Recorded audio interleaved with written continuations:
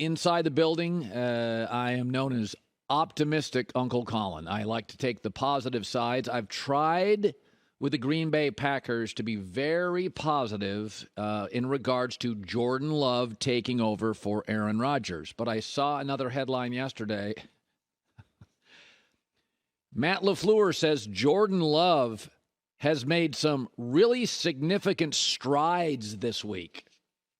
Like literally strides, like he's running and his strides are... I have never sold my stock on a football team in an OTA faster than I'm selling Green Bay's now. So here's the last 4 headlines that we basically have on Jordan Love. Remember this one, March 28th? We all have to kind of temper expectations for Jordan Love. We do? I don't even have high expectations. You want me to temper my mediocre ones? Remember the next headline? May 23rd. Matt LaFleur on Jordan Love. A lot of good things. A lot to clean up. Really? It's year 4. He's not even playing in games regularly. What's there to clean up? Footwork? It's year 4. The next headline, June 1st, David Bakhtiari defends Packers are entering a rebuild and switch from Aaron to Jordan Love. Yes, David Bakhtiari said June 1st, we are in a rebuild. This is not a rebuild roster or a rebuild coach. If it's in a rebuild, it means Jordan Love is not very good. It's a good roster. It's a good coaching staff. It's a good up front office. It is. And we got any more headlines here? Oh, June 6th, Matt LaFleur says Jordan Love has made significant strides in OTAs. Significant? Listen, the NFL has pivoted to a one-way-to-win league. You got to be really good at quarterback. And the Packers don't have one, apparently. I saw this story this morning when I came in. Green Bay Packer fans are reacting to rookie Sean Clifford out-dueling Jordan Love during practice. That's the 5th headline. Thank God Green Bay's in a division with the Bears. Thank God they're in the NFC. And thank God their schedule early in the NFL is littered with tomato cans. So I went and looked at the Packers' schedule.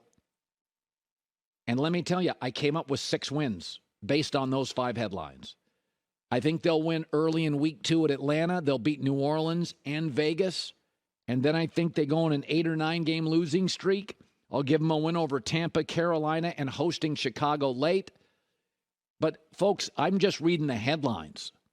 You start looking, I'll give them some early wins, but the middle of that schedule, at Denver, Minnesota, just look at the quarterbacks you face. Russell Wilson, Kirk Cousins, Matt Stafford, Justin Herbert, Patrick Mahomes, Jared Goff.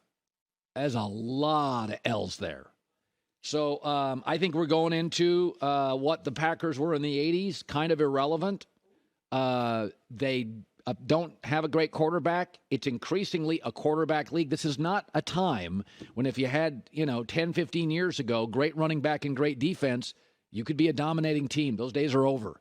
So I looked this morning. I'm moving to 6-11 with the Green Bay Packers.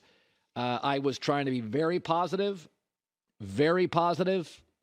I got them at 6 wins this morning. I went to the schedule, and I don't think that's negative. Ooh. I'm doing that based on 5 different headlines. Okay.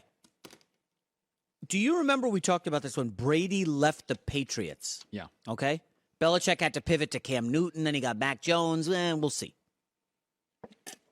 Are we talking about a major wasteland here for the Packers? Like going forward, they're going to just they're not going to be able to find a friend because they're not. Their defense is good enough. They're not going to be like a 3-win team. No, this is a good B plus roster. There's a lot. They have elite corner, a great young safety, Rashawn Gary, an emerging star receiver, a star running back. Bakhtiari's a top 3 tackle. Their O-lines are always good.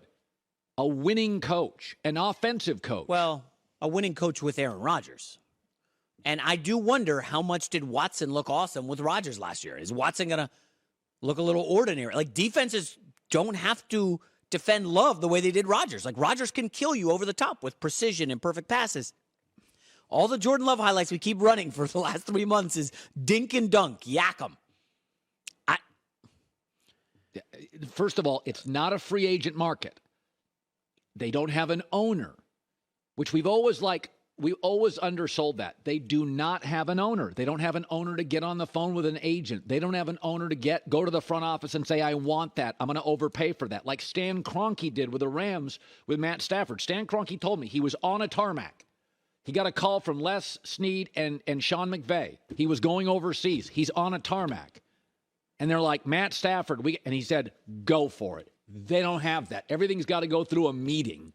It's not a free agent market. It's not an attractive market mostly for pro athletes. It's not even a city. It's a small town. It's got a couple hotels and a steakhouse. There's not much to it. Well, not everybody loves a big city. Small towns can be attractive. For you and I with kids, a lot of pro athletes, they want to have fun.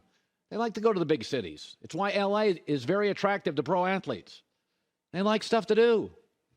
Green Bay's great if you're a middle school teacher and your kids, you're safe. It's wonderful. The Packers, pro athletes are young and wealthy, and they. What about Summers in Sheboygan? Isn't that amazing? I've heard good. Sheboygan is a city in Wisconsin. Yes. No, Wisconsin Dells. It's gorgeous. The Wisconsin Dells. Wisconsin's beautiful. What is that, like a lake or something? Yeah, a department store? What's going on here?